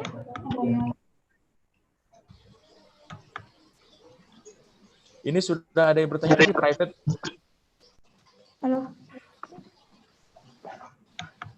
Ada private, tapi private ke saya nih, Bu. Gimana, Pak? Ada yang bertanya, tapi private ke saya. Oh, ada yang tanya private. Ini dari Ibu Nurul Sumber Berkah, Ibu rumah tangga, home industry, oleh-oleh khas Madura, Sakira, Marlena, kuda lumping, odeng. Dengan adanya pandemi seperti ini, persulit perekonomian, tidak adanya lokasi pariwisata yang tutup semuanya. Sampai para pekerja libur semuanya. Soal home industry, jika tidak ada produksi, tidak ada penghasilan, mohon saran. Jadi mohon saran dari industri yang saat ini sedang kena dampak dari Ibu Nurul. Oh iya, Ibu Nurul. Ya, baik. Saya jawab atau bagaimana, Ibu? Ya, boleh langsung dijawab, Pak. Ya, boleh. Nanti ini pertanyaannya juga bisa disampaikan ke Ibu Nur Hasanah juga ya. Jadi memang kalau kondisi pandemi memang suka tidak suka semuanya kena, Ibu, Bapak, Ibu, semuanya kena. Termasuk tadi kita lihat sama-sama pemerintah pun kena gitu ya, yang sebelumnya dapat pemasukan malah sekarang memberikan insentif kepada warganya gitu. Semuanya kena, Bapak Ibu. Jadi jangan khawatir, Ibu tidak sendiri. Tugas kita ya tadi itu, kita hanyalah berusaha. Usaha kita ya salah satunya nyampe ke sini, nyampe di forum webinar ini, untuk mendapatkan ide kira-kira apa yang harus kita lakukan dengan situasi yang seperti ini. Suka tidak suka memang kita harus, ya jelas ya, semuanya kita serahkan kepada Yang Maha Kuasa. Ikhtiar kita berikutnya adalah bagaimana caranya produk kita dikenal di publik. Jangan sungkan untuk buka di kanal-kanal e-commerce yang sudah populer saat ini seperti apa. Jadi kanal-kanal e-commerce ini memudahkan kita untuk mendapatkan order dari online. Kemudian jangan lupa juga aktifkan satu nomor WA khusus yang memang menerima orderan. Jangan dicampur dengan yang personal. Jadi seandainya Anda punya bisnis, tapi WA Anda adalah WA personal, itu menurut saya sangat disayangkan. Mendingan cantumkan saja nama perusahaannya, misalnya Sumber Berkah, begitu ya, bahwa ya udah nanti kalau terimanya lewat WA. Saya pernah berhubungan dengan kawan-kawan saya di TipTop ya. TipTop itu adalah salah satu supermarket kecil sebetulnya, tidak seperti Carrefour gitu ya. Ini ada di daerah Jakarta. Itu dia menggunakan WA untuk orderan. Kemudian orderannya lewat WA, silakan berorder apa saja gitu. Kemudian barang-barangnya tentu barang-barang yang sudah dikenal, karena pelanggan-pelanggan lama itu pasti punya relasi. Dia tuh punya database-nya lah. Nah, itu dikontak lagi sama si tadi TipTop itu, kemudian bisa order lewat WA. Kemudian kawan-kawan saya yang lain, saya juga punya usaha restoran ayam kecil begitu ya. Saya bikin ayam geprek begitu. Kemudian yang saya lakukan adalah karyawan saya itu mencoba melakukan pendekatan buat yang mereka sudah order lewat WA. Jadi jangan sungkan-sungkan. Hanya Ibu Nurul juga bisa lakukan. Bagi yang sudah punya orderan, bagi yang belum punya orderan saat ini, meskipun memang yang namanya home industry oleh-oleh ini pasti kena, iya kena. Karyawan tidak mungkin punya lagi karena produksi sudah stop. Nah, seandainya ada sekarang barangnya, coba ditawarkan dengan menggunakan WA Blast, ditawarkan dengan e-commerce, ditawarkan dengan Facebook, ditawarkan dengan postingan-postingan produk-produk kita. Tapi sekali lagi, jangan hanya melulu tentang produk kita. Kita human, kita manusia, jelaskan saja. Usaha kami terhenti sejenak karena kondisinya seperti ini. Jika Bapak Ibu masih mau membutuhkan oleh-oleh, silahkan bisa order ke sini, nanti kami akan kirim gratis. Atau kita akan kirimkan lewat ojol, begitu ya, kurang lebih seperti itu. Dan jangan lupa juga tampilkan bagaimana penanganan kita. Sekarang ini dengan adanya pandemik, penting sekali ada SOP-SOP baru yang harus kita terapkan. Kayak misalnya karyawan kita sarankan pakai pembersih dulu, pakai antiseptik terlebih dahulu, semuanya tutup pakai masker, itu tunjukkan dalam sosial media kita. Itu adalah upaya untuk mencegah, untuk memastikan, kita menyebutnya kayak manajemen risiko ya, manajemen risiko penularan, dengan cara menampilkan prosedur-prosedur baru yang biasa dipakai untuk penanganan COVID ya. Jadi saya sarankan jangan mudah menyerah karena ini dimiliki oleh semuanya. Kita tetap berusaha dengan channel-channel baru, dengan kebiasaan-kebiasaan baru, dengan cara-cara baru. Insya Allah kita akan menemukan jalur untuk kebaikan. Seperti yang tadi Ibu Nur Hasanah juga sampaikan, yakin dengan usahanya ketika misalnya batik mungkin agak sedikit mandek pada waktu sekarang di era COVID, kemudian beliau sekarang memproduksi masker.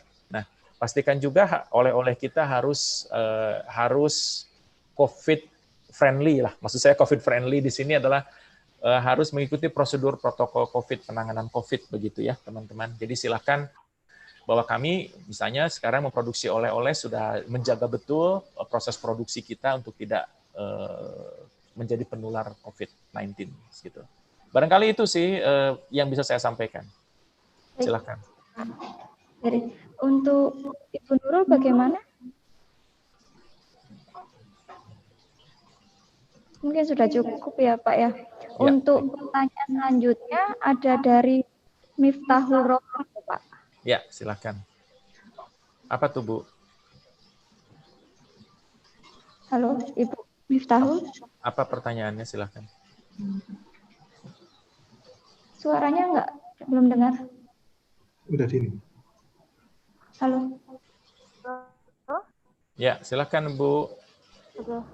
Gini Pak, bagaimana caranya agar kita bisa tetap semangat, sedangkan jalan kita tuh nggak laku-laku gitu loh Pak.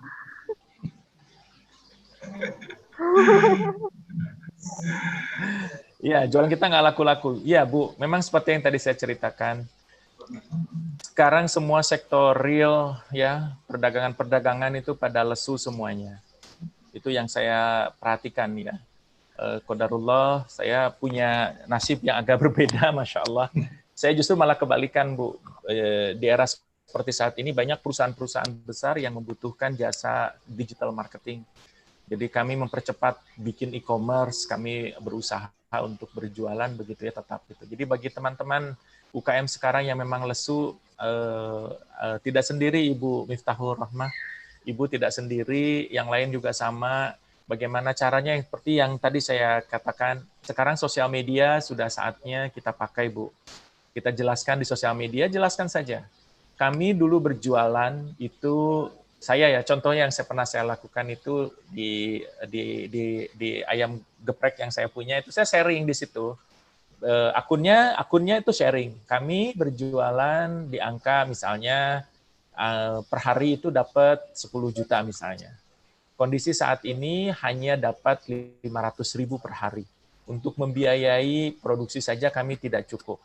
Yang bisa kami lakukan sekarang ini adalah kami mendekati para agnia yang mau melakukan Jumat Berkah. Jadi saya menjadi sarana untuk menyalurkan sedekah, Bu, restoran saya itu. Jadi setelah itu, alhamdulillah, qadarullah, setiap Jumat itu ada order yang angkanya lumayan cukup besar. Karena kita sampaikan kepada orang-orang yang tepat, kepada tentunya kepada orang-orang yang kurang beruntung dari sisi ekonomi ya. Itu saya sampaikan ke tempat-tempat yang kumuh, ke tempat-tempat yang memang agak susah untuk mendapatkan makanan sehat gitu. Saya yakin Bapak Ibu silahkan temukan cara-cara lain, cara-cara baru. Saya nggak bisa menemukan jawaban eksaknya apa untuk Ibu Miftahul Rahmah, tapi coba temukan cara-cara lain kita berjualan. Bisa bikin paket, misalnya paket khas Madura itu apa, kemudian bisa dijual di e-commerce. di Tokopedia. Sekarang gampang kok, Bu. Buka e-commerce itu sangat mudah. Tinggal mengikuti aja. Kalau bingung, buka YouTube. Gitu. Di YouTube itu banyak informasi yang berguna yang bisa kita pakai.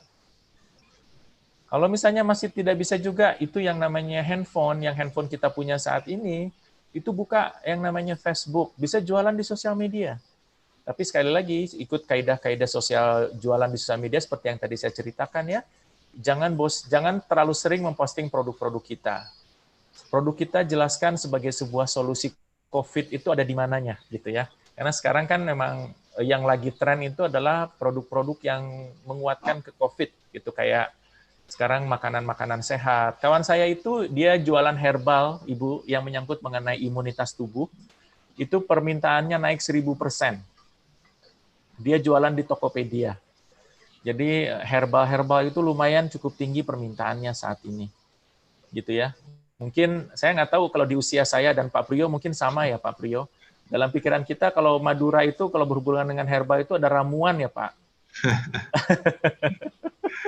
Ramuan khas Madura katanya itu memiliki daya kekuatan begitu ya. Silahkan dipasarkan. Jangan merasa malu untuk berjualan karena menurut saya orang-orang yang mampu berjualan, jualan ideas, jualan gagasan, jualan produk itu adalah sedang berupaya untuk mencari rezeki. Tugas kita ya seandainya kita punya rezeki dan butuh produk itu beli gitu ya. Jadi saya meyakinkan diri saya sendiri dan juga meyakinkan para peserta yang hadir di sini, yakinkan akan ada jalan, selalu akan ada jalan dari setiap persoalan-persoalan yang kita miliki di depan mata ini. Yakin betul. Termasuk juga pandemi ini, Tuhan yang Maha Kuasa itu punya niat yang baik terhadap kita. Itu dulu yang harus dipupuk dalam kepala kita. Punya niat yang baik buat kita semuanya. Kalau gitu tidak pernah ada muncul di kepala kita yang ada adalah menyalahkan orang-orang di sekitar kita, menyalahkan Pak RT kita, menyalahkan Pak RW kita, kelurahan kita, menyalahkan pemerintah, menyalahkan dunia dan lain-lain gitu ya. Jadi yang harus dibangun adalah positive thinking terlebih dahulu, ada makna, ada maksud, ada niat baik yang ingin disampaikan oleh Tuhan lewat jalur-jalurnya, lewat cara-caranya. Barangkali itu sih Ibu Rohmah, mudah-mudahan membantu. Terima kasih. Ya, baik Pak Heri, terima kasih untuk jawabannya. Mungkin dari Ibu Waris bisa ada masukan untuk Ibu Miftahul Rohmah agar tetap semangat padahal jualannya nggak laku-laku. Gimana Ibu Waris? Ya, untuk Ibu Miftahul Rohmah tetap semangat. Yang terpenting berjualan itu jangan lupa niat kita dulu. Kalau niatnya kita sudah benar, insya Allah nanti pasti ada jalan. Karena apa? Sudah dijelaskan di dalam Al-Quran, tidak ada sebuah produk yang tidak ada pembelinya. Jangan khawatir. Yang terpenting Ibu Miftahul Rohmah yakin dan niatnya harus tepat dulu. Maksudnya begini, saya niat berjualan, misalkan jualannya apa? Misalkan makanan atau produk minuman ataupun make up atau fashion. Ini niatnya untuk ibadah. Nanti untuk ibadah saya supaya lebih dekat dengan Allah, supaya bisa dibuat menyambung ibadah saya supaya lebih nyaman beribadahnya seperti itu. Nanti insya Allah nanti mesti ada jalan, mesti laku. Terus koreksi dulu produknya itu, misalkan kenapa dengan produk saya? Jangan-jangan ada masalah dengan produk saya. Misalkan nih ya, Ibu Miftahul Rohmah jualan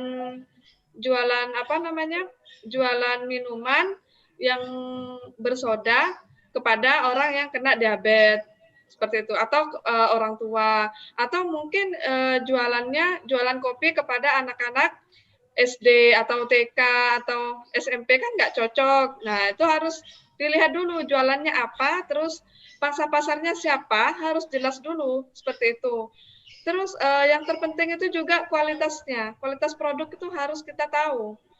Sebelum orang lain tahu, kita harus tahu kalau produk kita ini, apakah produk kita ini bermanfaat, ataukah produk kita ini aman dikonsumsinya.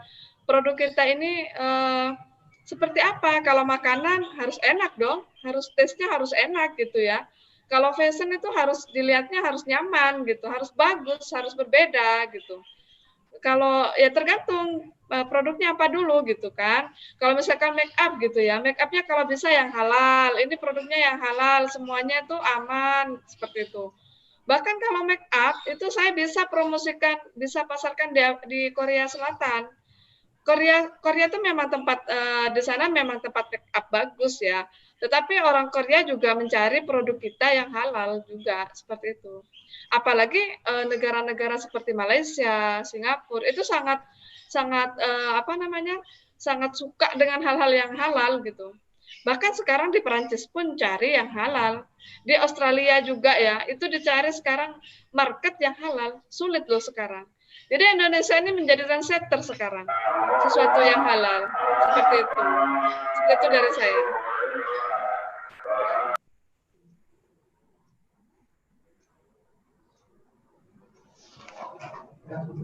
Baik, Ibu Moderator, sudah. Ya, terima kasih Ibu Waris. Untuk selanjutnya ada lagi yang bertanya Ibu Rina. Silakan Ibu Rina. Assalamualaikum warahmatullahi wabarakatuh. Waalaikumsalam. Saya ingin bertanya ke Ibu Waris. Yang pertama Ibu Waris, boleh 2 pertanyaan ya Mbak ya? Ya boleh.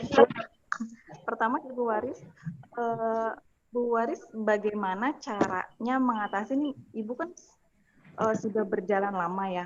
Kalau saya kan baru merintis ya Bu ya, maksudnya bagaimana cara mengatasi mood kita nih kalau lagi naik turun nih dalam merintis usaha, kadang semangat, kadang kendor gitu, lagi malas gitu, gimana ya Bu ya cara mengatasi? Iya, ini terakhir ya Mbak. Kepada Pak Heri, Pak, saya kan sudah punya akun sosial media untuk bisnis saya. Bagaimana cara mempromosikan akun media sosial saya? Yang saya tahu kan ada endorsement, ada apa, itu kan biayanya sangat besar ya Pak. Bagaimana caranya mempromosikan dengan kecil tapi bisa efektif? Terima kasih. Baik, mohon izin Bu Waris. Terima kasih pertanyaannya untuk Ibu Rina. Mohon izin Bu Waris, saya dulu yang jawab karena saya habis ini harus pergi ya.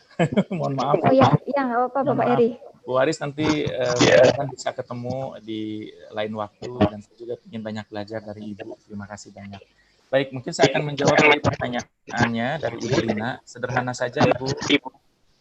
Memang postingannya harus teratur terlebih dahulu ya Bu Rina. Kalau memang postingan sudah teratur, pastikan juga engagement-nya ditambah terus. Engagement itu apa? Engagement itu sebuah teknis supaya para followers kita itu merasa bermanfaat dengan postingan yang kita miliki. Jadi jangan melulu tentang produk-produk kita. Saya sarankan jangan dulu beriklan kalau engagement rate-nya kita masih kecil. Apa itu engagement rate? Itu adalah sebuah angka menghitung tingkat keterinteraksi kita dengan followers kita. Ibu nanti bisa tes ya Bu ya, saya kasih ke Ibu, ke everyone aja nih ya, saya kasih messages. Coba masuk ke sebuah situs, namanya ini, bisa kelihatan ya, analisa.io. Nanti Instagram Ibu coba cek di situ, engagement rate-nya di angka berapa. Saya pingin setiap kali post, intinya begini, postingan kita itu disukai apa tidak. Nah, biasanya ada hitungannya di analisa.io itu Bu. Silakan nanti Ibu pelajari di situ. Kalau memang sudah bagus, ya alhamdulillah. Nah, kalau memang sudah bagus, baru Ibu pakai ads, pakai iklan. Iklannya ada 2 Bu, bisa dengan influencer atau dengan pasang di posting di sosial media kayak di Facebook atau di Instagram. Saya menyarankan kalau ada 2 pilihan itu, saya lebih menyarankan menggunakan influencer. Bisa ketemu dengan Ibu Waris itu misalnya.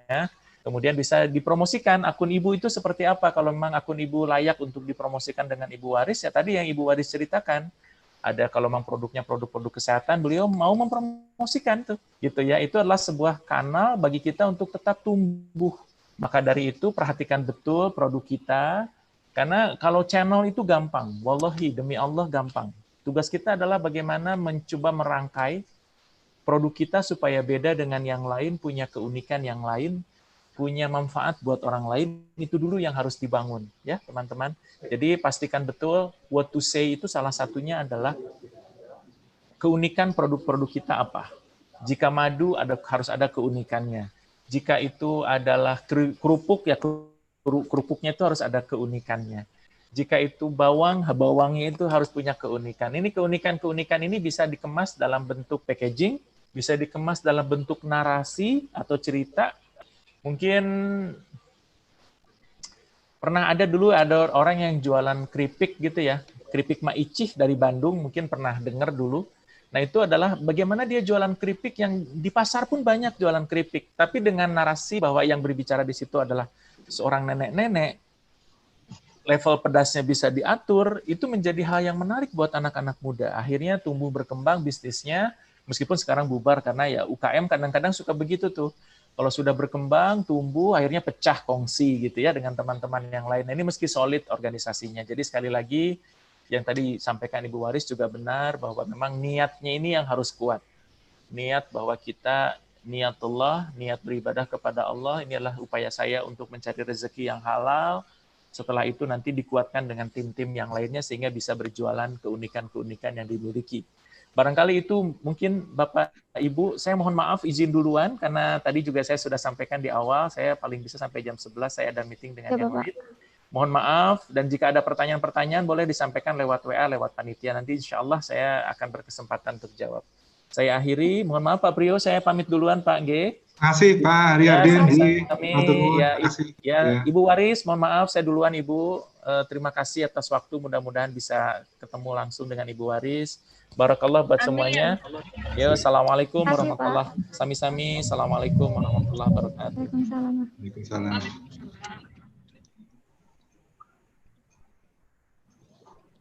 Mungkin bisa langsung yang untuk pertanyaan ke Ibu Waris ya. Maaf, tadi sinyalnya nggak ada, ini sampai saya keluar. Sinyal, iya. Tadi pertanyaannya apa ya? Cara mengatasi saat malam, jadi sudah usaha, kemudian biasanya kan ada kita usaha terus lagi males, gitu gimana cara mengatasinya? Halo? Tadi ulang, Mbak. Halo. Ya, pertanyaannya. Cara mengatasi saat usaha itu, tapi kitanya sudah mulai malas, Mbak. Oke.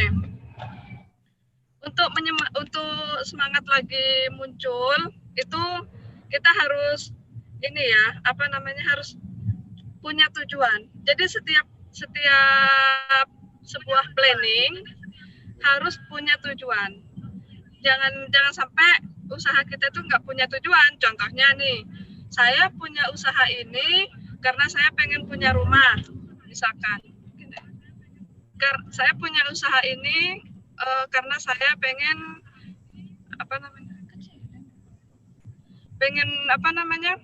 pengen punya mobil. Nah, itu untuk menyemangati itu, Mbaknya harus beli gambar mobil misalkan, nanti taruh di lemari baju atau tempat kita tidur, nanti kita lihat terus di mana tempat yang bisa kita lihat terus, seperti itu. Nah, dengan seperti itu akan terus semangat nantinya. Oh iya ya, kita belum mencapai goal. Karena setiap usaha itu harus punya tujuan. Jadi tujuan kita tuh misalkan saya mau haji atau apa, jadi kita harus tulis dengan jelas sehingga kita bisa semangat lagi dengan melihat gambar-gambar motivasi itu untuk diri kita sendiri, seperti itu, Mbak. Iya. Produknya apa, Mbak? Ibu Rina? Produknya kuliner, Bu. Kuliner. Kalau kuliner itu harus punya pandangan seperti ini. Oh, misalnya saya mau punya restoran, harus arahnya tuh ke sana. Terus kalau misalkan ini saya sudah malas, produk saya ini nggak laku misalkan, harus dilihat dulu kulinernya itu seperti apa. Nanti produk saya ini bisa dijual kemana, harus inovasi lagi, harus kreatif lah, yang kreatif seperti itu. Ya, Bu Rina ya. Baik. Bisa dipahami ya? Iya Bu. Terima kasih Bu. Iya, terima kasih Bu Waris untuk jawabannya. Ya. Untuk selanjutnya, ini ada pertanyaan dari YouTube ya. Dari Ibu Nur Hanifah dari Bangkalan. Mau tanya, untuk yang 0,5% itu diterapkannya dari bulan dan tahun berapa ya? Mungkin dari Bapak Priyo Herno bisa menjelaskan. Ya. Ibu Nurul, Pak. Nurul Hanifah. Nurul, ya? Iya, Pak. Ibu Nurul yang saya...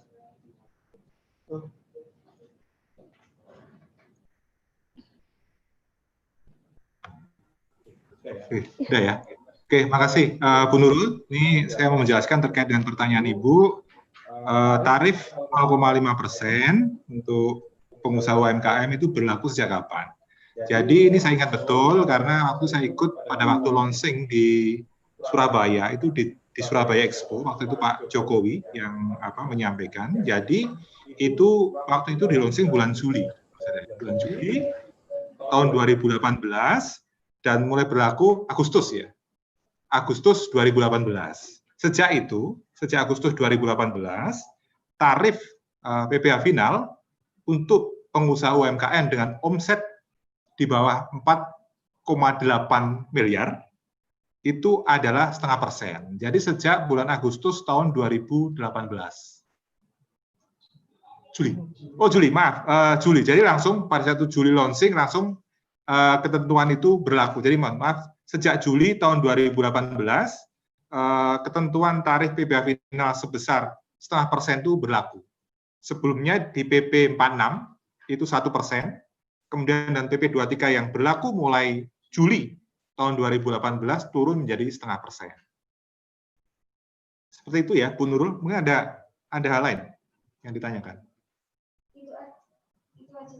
Itu aja ya. Jadi nanti gini, kalau misalnya ada pertanyaan lain terkait dengan aspek perpajakan, yang Bapak Ibu semua yang hadir pada kesempatan yang berbahagia ini ada hal yang ingin disampaikan, nanti bisa komunikasi langsung dengan teman-teman yang ada di forum ini, atau nanti bisa langsung datang ke kami di tempat pelayanan terpadu untuk menanyakan hal tersebut, atau bisa melalui saluran komunikasi yang ada. Baik melalui WA, kami punya WA juga ada, Facebook juga ada, Instagram juga ada. Jadi silakan nanti dikomunikasikan, mengingat waktu juga sangat sempit.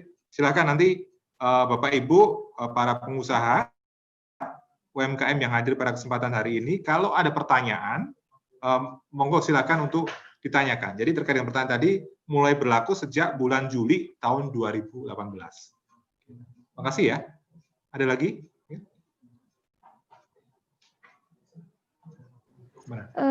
Ada satu lagi, Bapak. Ya. Dari Sri Anda Jalani. Dari Kamal, owner minuman herbal instan Naturna. Pertanyaannya, bagaimana caranya meningkatkan penjualan di masa pandemi ini? Mungkin Ibu Waris masih bergabung ya? Oh ya. Kenapa, Mbak? Bagaimana caranya? Pertanyaannya apa? Caranya meningkatkan penjualan di masa pandemi ini. Oke.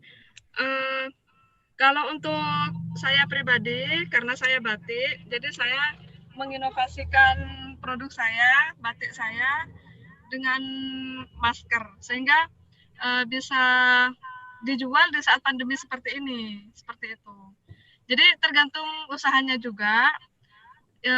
Misalkan nih, sekarang kan sembako juga mahal, jadi kita jualan sembakonya itu lebih murah, seperti itu. Jadi inovasi lah ya, inovasi produk kita itu bagaimana supaya produk kita itu bisa dibeli. Contohnya nih, perusahaan besar Pizza Hut saja itu menginovasi, bukan menginovasi produk pizzanya, tetapi cara penjualannya yang berbeda. Contohnya menjual 100.000 dapat 4 di pinggir jalan, seperti itu. Itu bentuk promosi di mana saat pandemi seperti ini memudahkan masyarakat dan harganya juga lebih murah, seperti itu. Juga jangan lupa sosialnya, seperti saya juga buat masker, itu saya juga bagi-bagi masker, seperti itu. Ya. Oke, harus ada inovasi ya, Haris ya. Ya betul, itu penting sekali. Jadi kondisi seperti apapun kita harus pintar membuat inovasi. Contohnya musim hujan, kita buat inovasi yang musim hujan seperti apa. Pokoknya kita tidak boleh berhenti berinovasi supaya produk kita tidak mati. Seperti itu prinsipnya. Baik. Ibu Waris, ada satu lagi yang ingin bertanya. Ya, mari. Dari Saifi Asrori. Ya. Ya. Ya. Silakan. Assalamualaikum warahmatullahi wabarakatuh. Waalaikumsalam warahmatullahi wabarakatuh. Ya. Pertanyaan saya lebih ke ini ya, ke Ibu Warisatul Hasanah, masalah batik aromaterapi. Jadi kebetulan meskipun saya bukan pembisnis batik, tapi saya punya banyak koleksi batik. Kebetulan profesi saya kan pengajar. Nah, yang saya mau tanyakan, yang bisa di aromaterapi itu memang batik khusus atau semua batik bisa di aromaterapi? Sebenarnya itu aja sih pertanyaan saya. Itu saja ya Pak. Ibu Ya, Waris, bagaimana? Untuk batiknya ada batik khusus atau bisa batik semua batik yang bisa dibuat aromaterapi? Oh, terputus. Sebentar, ini Ibu Warisnya masih terputus, Bapak. Kita coba tunggu sebentar dulu ya. Ya.